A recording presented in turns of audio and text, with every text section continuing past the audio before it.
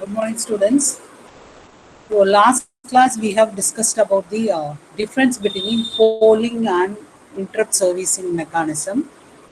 So, polling is nothing but your microcontroller continuously monitor the status of a given device. So, whatever device which are connected to the device, connected to a microcontroller, it will continuously check the device request. So, when conditions met, it performs the service. After that, it moves on to monitor the next device until everyone is serviced. Okay. So example for this polling method is your timer overflow flag. Okay.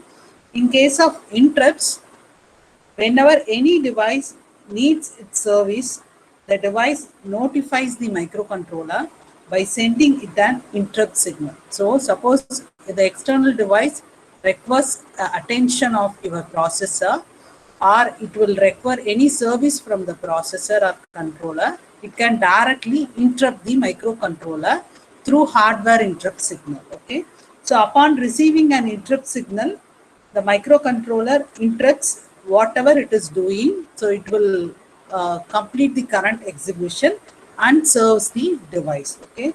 So the program which is associated with the interrupt is called interrupt service routine or interrupt handler. Okay.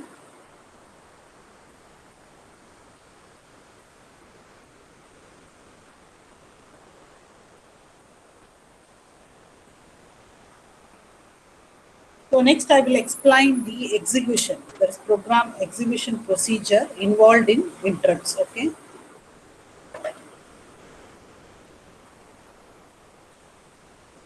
So the first block describes, this one describes program execution without interrupt. So it will execute the instruction from your memory location 00 to end address without any interruption, starting to end. Okay. Suppose in case of program execution with interrupt, when an interrupt is triggered during the execution of main program, so your microcontroller perform the following action. First one, it will complete the execution of current instruction. So whenever the interrupt is triggered, it will complete the current execution and stores the current instruction status, that is your next address of the program counter, to stack pointer. So return address will be stored in stack pointer. So this is the first step. Okay. Second step, it will resolve the priority. Suppose two devices at a time, two devices can interrupt the microcontroller. That case, simultaneously two devices are interrupting the processor or controller. That case, so it will solve the priority and only one interrupt is taken for execution. So one interrupt request is taken for execution. Okay. So first it will stop the current, that is it will execute the current instruction, that is your main execution will be stop its current execution, and the current program status of your main program will be stored in stack pointer. After that, your microcontroller will check for priority. Based on the priority, only one interrupt is taken for execution. Okay. And after that, it will execute the ISR. Your program control transfers here and it will execute the ISR, and every ISR terminates with return I instruction. Return I is nothing but return interrupt. Okay. So once the interrupt is accepted, the starting address of the ISR is loaded into program counter and it will execute the ISR, and every ISR is associated with return I instruction at the end of ISR. So it will transfer the execution to the main program by return address from stack to program counter. So it is used to pop up the current status, that is main program address to stack pointer. After that, it will return to main. So likewise, it will execute the ISR. So that's all about your interrupt service routine. So whenever interrupt is triggered, your microcontroller completes the current execution and stores the content of program counter into the stack pointer. And after that, the priorities will be solved. So that is, low priority interrupts are blocked. So high priority interrupts are taken for execution. That case, only one interrupt is taken for execution. So after that, the starting address of ISR is loaded into the program counter and start executing the ISR. And every ISR is terminated with return I instruction. This instruction will help to return the program control from ISR to main by moving the stack pointer content to program counter.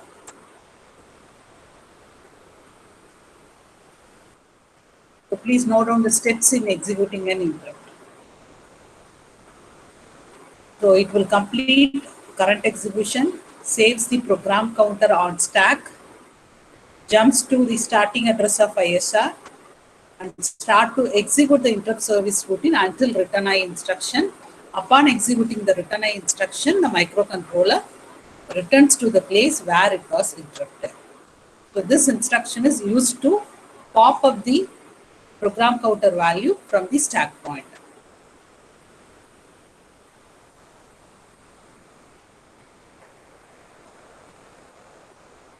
So any doubts in executing an interrupt? Any doubts, students?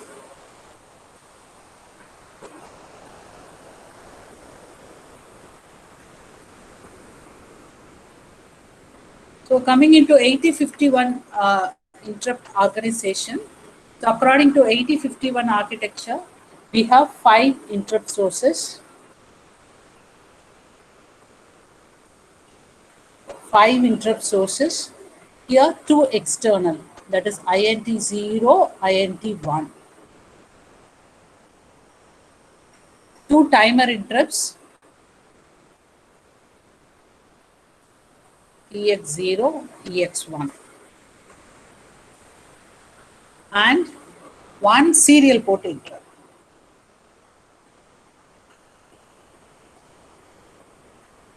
Yes, okay. And here 2 programmable interrupt priority level. We can make the interrupt request either high or low.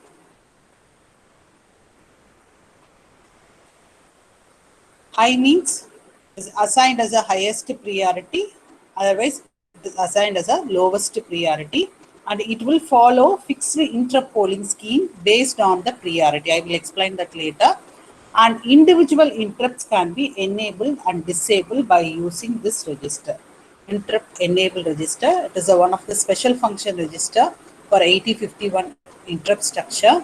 And other interrupt special function registers, interrupt priority register. Using this special function register, we can set the priority levels.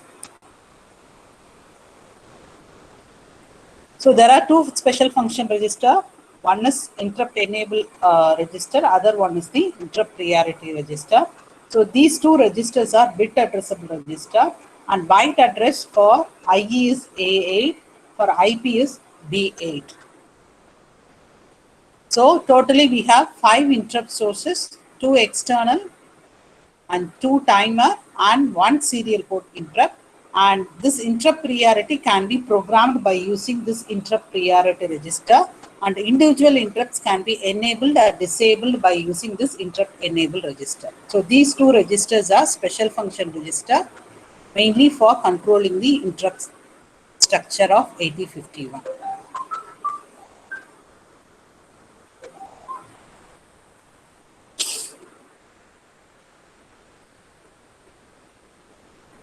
So here, including reset, it has 6 sources of interrupts, including reset. So reset is the highest priority interrupt signal. Please note it down. This is a very important thing in 8051 architecture. reset is the highest priority interrupt request.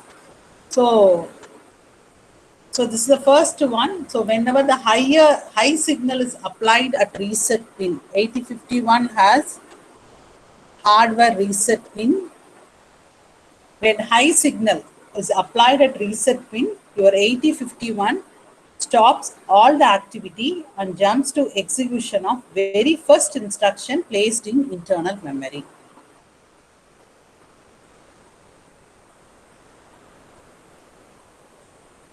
So it will stop all the activities and jumps to execution of very first instruction placed in internal memory, and all the registers are clear. When reset signal is triggered and all the registers of 8051 are clear.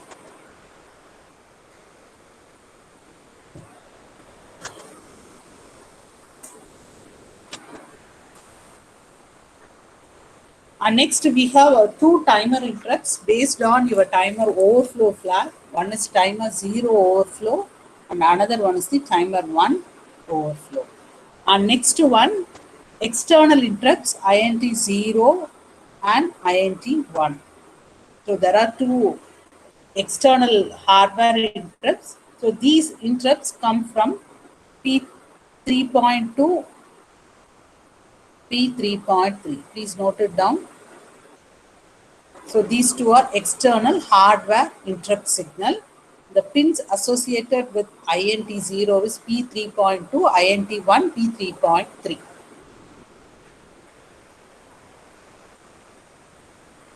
So next is about serial port interrupts. So during serial communication, on completion of transmission or reception of data, we have two flags associated with this serial communication: transmit interrupt flag, receive interrupt flag. So based on the transmission and reception, these flags are set. During the transmission, this will be set. Reception, this will be set.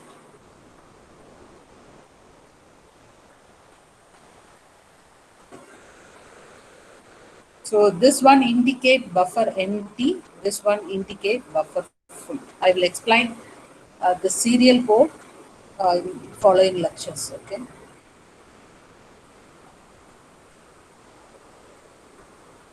So that's all about your 8051.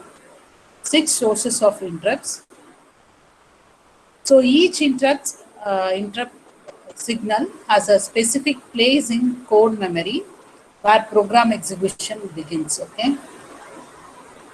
For external interrupt 0, the starting address of ISR 0003. So we have to store the external interrupt ISR at this memory location.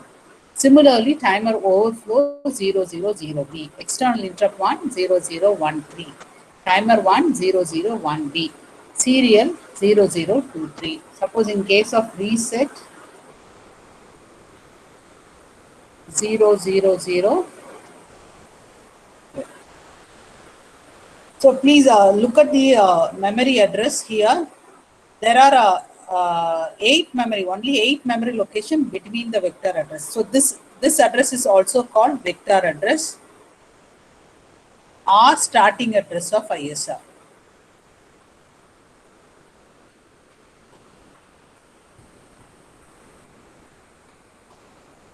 And here the difference between reset and external interrupt, only 2 memory locations. So within 2 memory location, we have to write a ISR. So only 8 memory locations are there for each interrupt request. So you have to store your ISR within the 8 memory locations. Okay.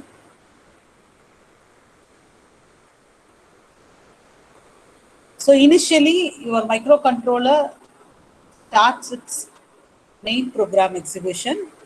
During the execution, when the interrupt is triggered, based on the interrupt signal, your program control transfer. So first one is for external interrupt.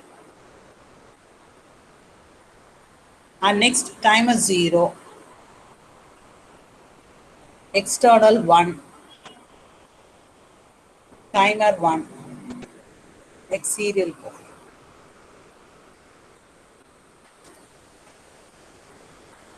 external 0, 0, 0, 0, 3, 0B, 1, 3, 1B and 2, 3. And 30 is your main program. Your main program starts at 0, 0, 3, 0. So this structure should be followed while writing interrupt service routine. Suppose if you want to enable your external interrupt, you have to store your ISR here. Your starting address of ISR will be 0003. For main starts at 0030. So you have to store your main here and you have to store your ISR here with return I instruction. So any doubts up to this?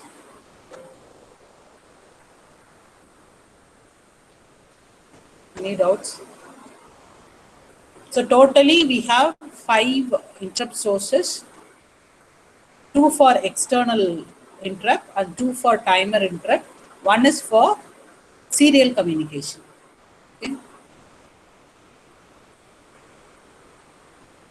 So every interrupt source is associated with one interrupt vector address. So that address will be the starting address of your ISR. Any doubts regarding this ISR and main program in 8051?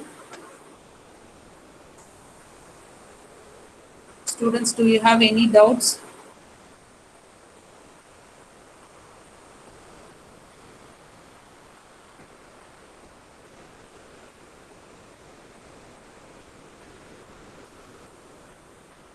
So next, let's explain about working of interrupts in more detail with one example. Okay. So here the application is that is the main aim of this program is to generate square wave on P1.3.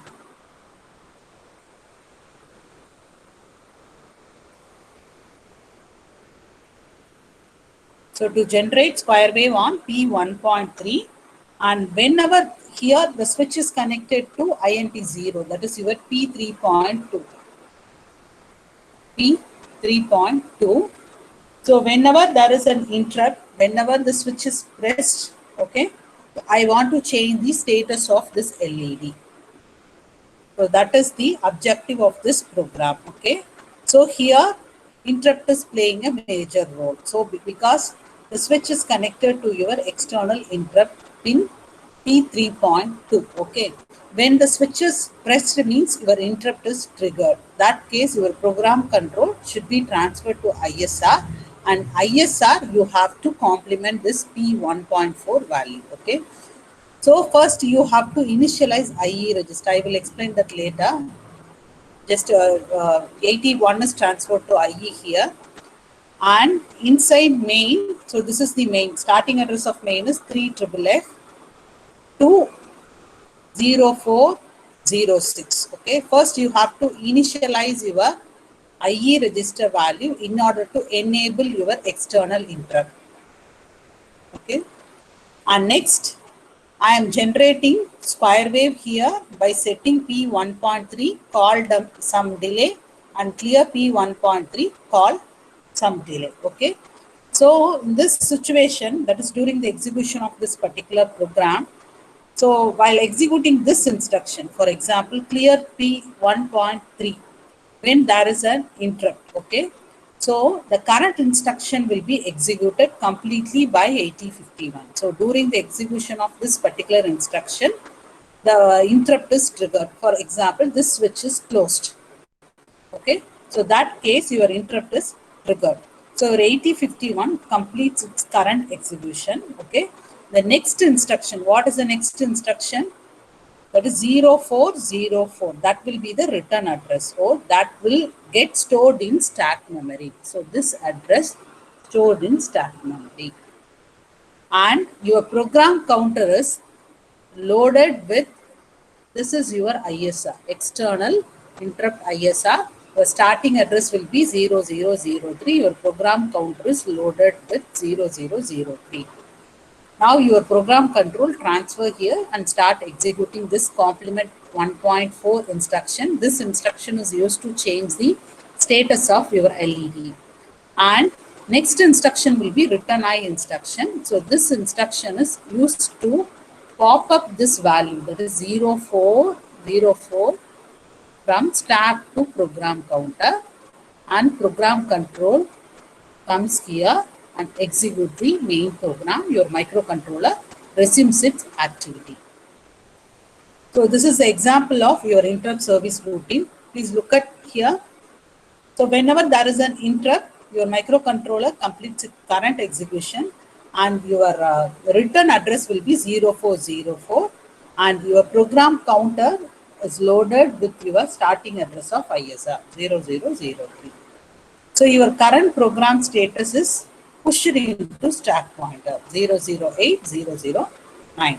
And during the execution of return I instruction, this instruction available in, that is address stored in stack memory, is popped into program counter. Your microcontroller will resume its activity. Okay.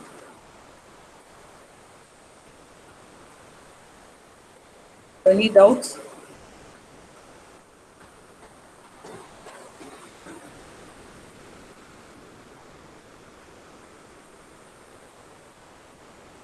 So let's assume the switch is connected. This switch is going to trigger your interrupt. Okay. So mainly IE register is involved to enable your external interrupts. So the coming slide I will explain IE register content. Okay.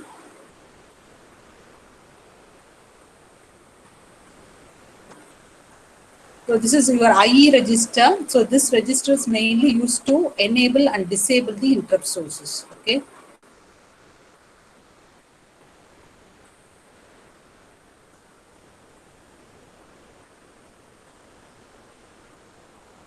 So first, actually, this register is a bit addressable register. So user, we can access the individual bits. Okay. So we start from D7. D7 is enable all. So enable all means it's like a global bit. When EA bit is 1 means the 8051 complete interrupt structure is enabled, otherwise disabled. So it's like a global bit. It is used to enable or disable the interrupt structure of your 8051. Suppose when this bit is 1 means all the interrupts are enabled. We can access the individual interrupt sources. Suppose if the bit is 0, these bits cannot be accessed by the programmer. The complete interrupt system will be disabled. Okay. And second bit is undefined, and this is only available in 89C52 microcontrollers or 8052 microcontrollers. So because 8051 has only 2 timers, timer 0, timer 1, and timer 2 is not available, just you ignore this bit. And next, serial communication. So this bit is used to enable serial communication bit. When ES is equal to 1 means your serial interrupt is enabled, otherwise disabled. So enable serial port interrupt. And next one is enable timer 1 interrupt. The bit is 1, timer 1 interrupt is enabled, otherwise disabled. So individual bit addresses are listed here. And next, enable external interrupt, EX1. Next, enable timer 0 interrupt. Enable external 0 interrupt. So the priority, first start with external 0 interrupt. Next, timer 0 interrupt. External interrupt 1. It is external 1 interrupt. Timer 1 interrupt, serial port interrupt, and all the bits, the 5 bits, complete 5 bits, depends on, that is depend on this EA. Even if the bit is 1, this EA is 0 means this interrupt cannot be enabled. The individual interrupt source depends on EA bit. So even if EX not X1 is 1 and EA is 0 means the particular interrupt will not be triggered. It won't be triggered by your external device or 8051 microcontroller. So, 2 bits must be set to enable any interrupt. So, the individual enable bit and global enable bit. For example, to enable timer 1 interrupt, you have to set this bit along with set bit EA. So, 2 bits must be set to 1 in IE register to enable single interrupt source. Okay. So two way we can write the instructions. Either we can access individual bits or to access complete register. Okay. So to enable timer 1 interrupts, EA bit must be 1. So D6 is 0, ET0 is 0, E is 0, and ET1 is 1, remaining all are 1. So directly you can move 88 to IE register. So this is the another way of writing. Otherwise, you can set the individual pins, ET1 pins and EA bits. Okay.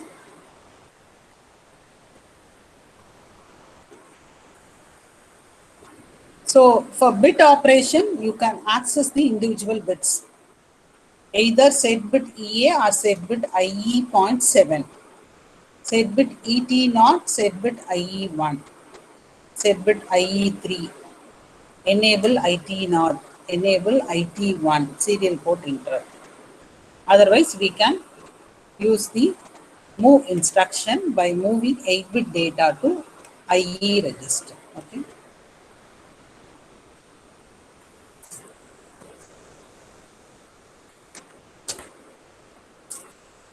So take down the problem.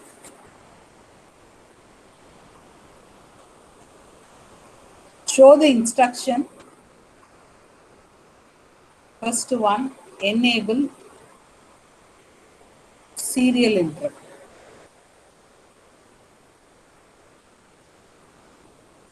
And timer 0 interrupt. And external interrupt 1. Find out the IE register content. Enable serial, enable timer 0, and enable external interrupt 1. So find out the answer.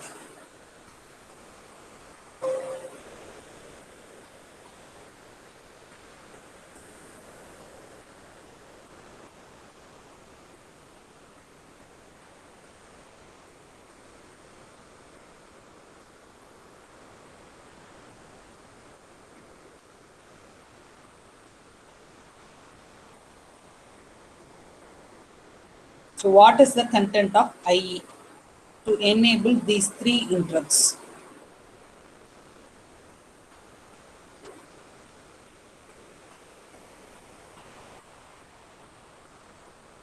So what is the answer?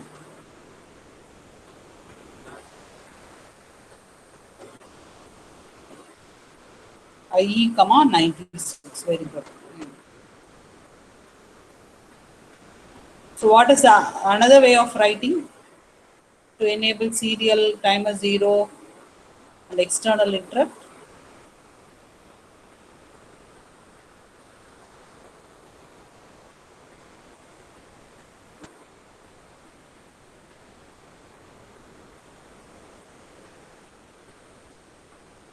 Okay. And individual registers, that is individual bits, can be enabled or disabled using set bit instructions.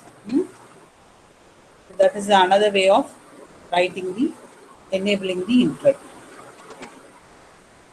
So answer for this one, you have to enable serial port. So before that,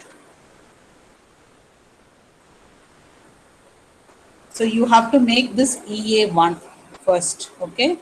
So next bit 0, ET2 0, ES1, and next ET1 0, okay? Next EX1 1, ET0 1, and 0. So the answer is 96. So you have to move this 96 to IE register to enable your serial port interrupt, timer 0 interrupt, and external hardware interrupt 1. Okay.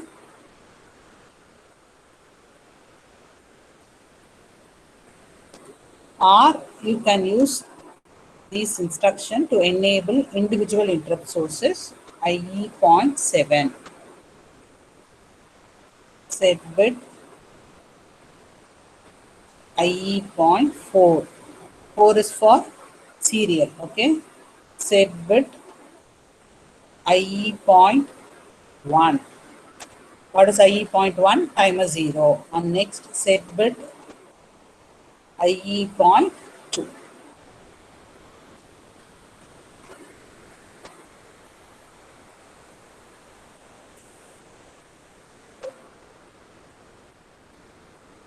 So during the execution, I will make this bit to 0.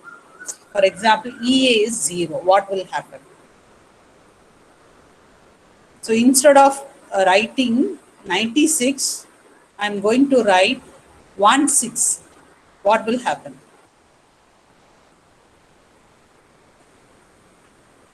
And the 3 interrupts enable aguma, disable aguma. So what is the answer? I'm going to make EA bit is 0. What will happen? Complete interrupt system is disabled. Okay. So next one, disable timer 0 interrupt. So write the instruction for disabling the timer 0 interrupt.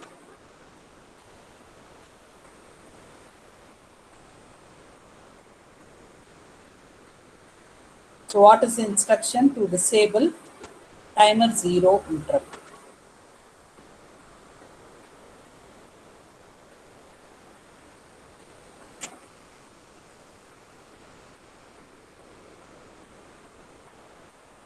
What is the bit number for timer 0?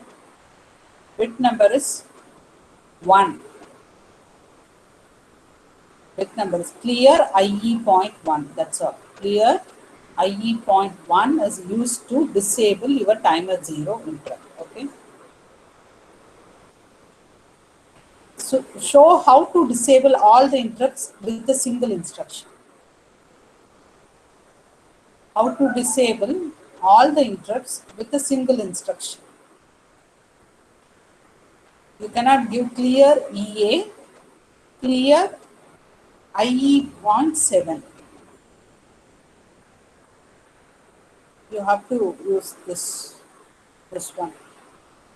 Clear IE 0.7. Sometimes EA also it will accept. Just you check the instruction set. Set bit EA is available or not. Okay.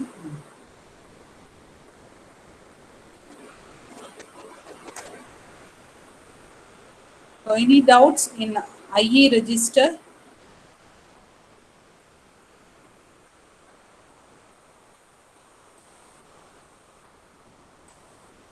So next one is the interrupt priority register. Suppose 2 interrupt sources occur simultaneously. So that case your 8051 will service the interrupt request based on priority. So the priority, it will follow the default priority order. 8051 follows default priority. So your INT 0 receives highest priority. 1, 2, 3, 4. So before that, reset. Comparing all the interrupt sources, this is the highest. Regarding the external interrupt sources, 0, 1, 2, 3, 4. So priority can also be set high or low by interrupt priority register. Okay. So this is the interrupt priority register. So these two bits are undefined and timer 2 is not involved in 8051 architecture. So your priority start from external 0, timer 0, external 1, timer 1 and serial. Suppose if this bit is 1 means your external interrupt, that is your external 0 interrupts, receives highest priority.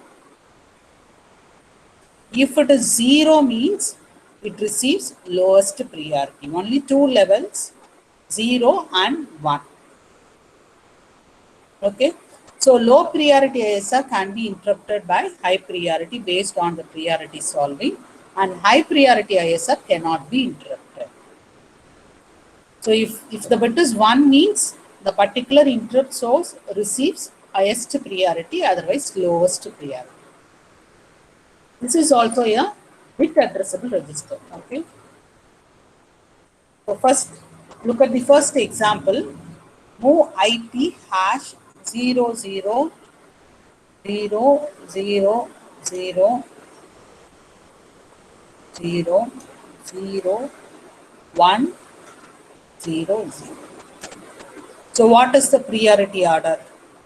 So according to this IP register, X1 receives highest priority. What is PX1? INT 0, INT 1. And next priority, actually what is the priority order? Priority order starts with INT 0, TF0, INT 1, TF1. So the bits are arranged in the priority order: PX0, PT0, PX1, PT1 and PS1. So according to this example, move IP comma this value, your PX1 receives highest priority. So our microcontroller, uh, that is microcontroller will service the interrupt request based on the INT signal. Okay. So after the ISR is completed, once the service is completed, and next it will give the priority to INT 0 based on the default order: timer 0, timer 1 and serial. So look at the second example, move IP hash 000 1100. So 1100. So here timer 1 and external 1, PX1 or okay, PX1. Okay. So two interrupt sources occur simultaneously. That case, based on priority, it will service the interrupt. So comparing these two, your INT1 receives highest priority. So first that will be serviced. Next, timer 1 will be serviced. And according to your default order, next INT 0, timer 0, serial.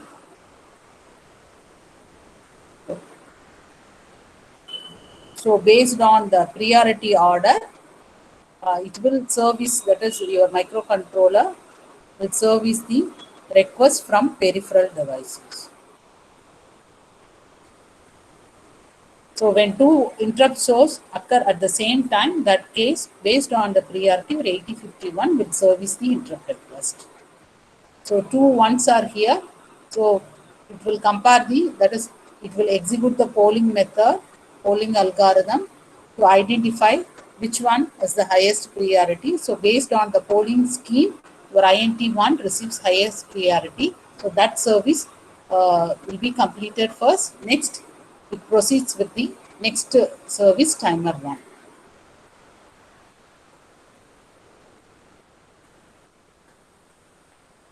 So any doubts regarding this example, priority example?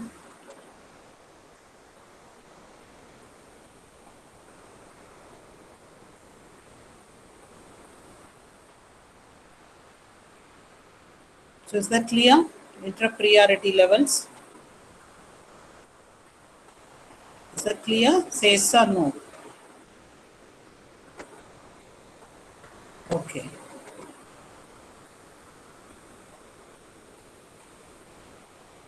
So this is the polling scheme.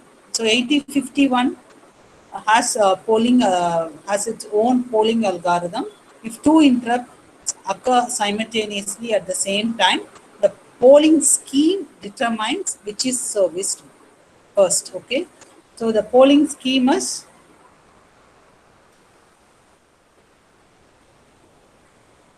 external 0 receive highest, next timer 0, external 1, timer 1, serial port, and the final timer 2 is not available in your 80.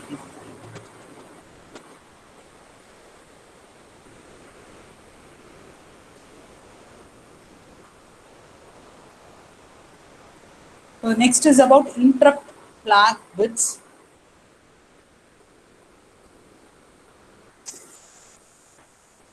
So every interrupt source is associated with one flag. Okay.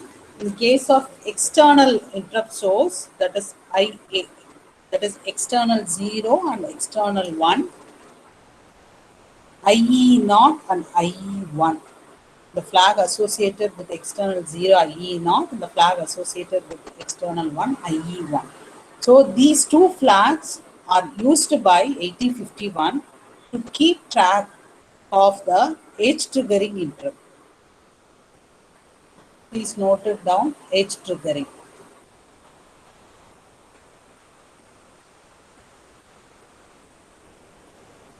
IE0 and IE1 are the flags for your external interrupt 0 and external interrupt 1. So it is used by these bits used by microcontroller to keep track of the edge triggering interrupts. Okay. So this edge triggering and level triggering are decided by IT0 and IT1. So I have already explained this. These two bits are available in TCON register. Okay. So when both the bits are 0, your microcontroller will accept only level triggered signal. When both are 1, accept high to low pulse, edge triggered signal. So the purpose of this flag is used to monitor the edge triggered interrupt request. Okay. So IE0 and IE1 are used internally by 8051. So the programmer is not concerned with these bits since only for internal use. So this is only for microcontroller purpose. Okay. And timer 1 interrupt is associated with timer overflow flag. So when overflow is reached, the overflow flag is set to 1. Based on the interrupt request, the corresponding timer ISR will be executed. Similarly, timer 0 TF0. For serial port, we have two flags, transmit flag and receive flag. So the corresponding special function register and bit position TCON point 1. So this bit is available in TCON point 1, IE0. So this flag is called interrupt 1, interrupt 0 edge flag. IE1 is interrupt 1 edge flag.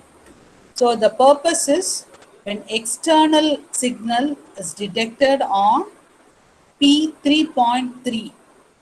For INT1 means P3.3. When INT0 means P3.2. Okay.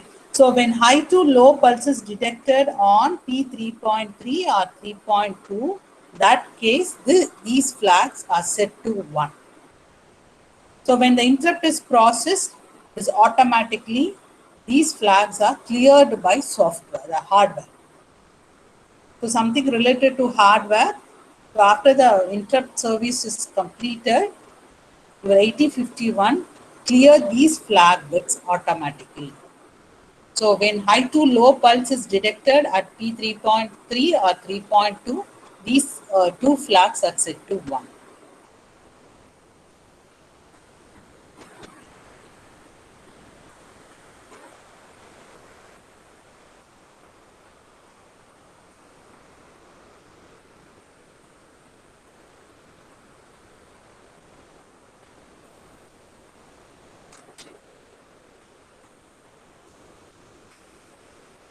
So next, I will explain how external interrupts are activated. Okay? So it can be activated by two methods. Okay, one is edge triggered, other one is the level triggered. So the pins associated with this is 3.2 and 3.3. 3.2 is for INT 0. 3.3 is for INT 1. Okay. So here, first let me explain the difference between edge triggered and level triggered. Okay. So when level trigger is selected, suppose your IT naught and IT1.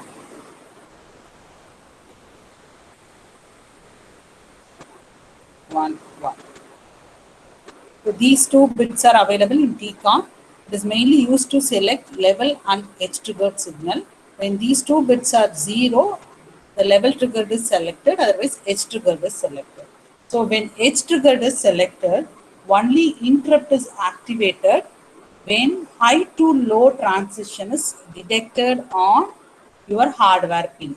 Okay, high to low pulse transition. Okay, as soon as high to low transition is detected, the interrupt signal is sent and 8051 jumps to ISR. Okay, so that is the concept of edge triggered signal. Okay, whereas level triggered type is selected. Suppose your IT naught and IT1 is equal to 0, 0. So when level trigger is selected, the only interrupt is activated when the signal low level is present, this point. So in 8051 only recognize the interrupt signal at the level of clock pulse. Okay. So only the interrupt is activated when the signal low level is present, and it is possible that ISR may be called many times as long as signal stays low. So that is the difference between edge trigger and low level trigger. So this edge triggering and low level triggering, as a low level trigger selection can be done by IT0 and IT1 bits in TCON register. So next class we will see about remaining thing, that is your external interrupts and overall interrupt structure of 8051 and programming examples.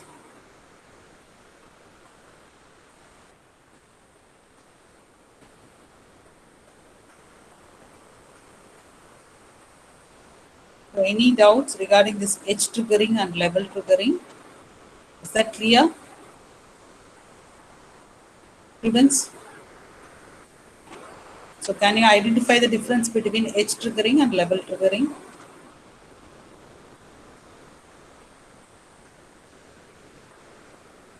So edge triggering means if 8051 will recognize the clock at the edge of the clock pulse. Recognize the interrupt at the edge of the clock.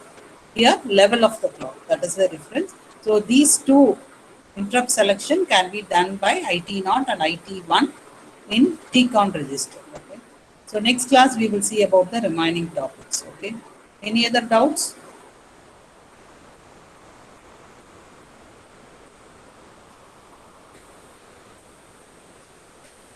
Answer your attendance.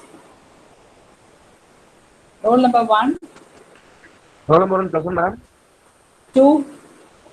2 present, ma'am. 3. 3 present, ma'am. 4. 4 present. 5. 5 present, ma'am.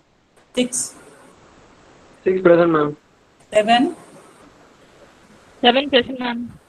8. 8 present, ma'am. 9. 9 present.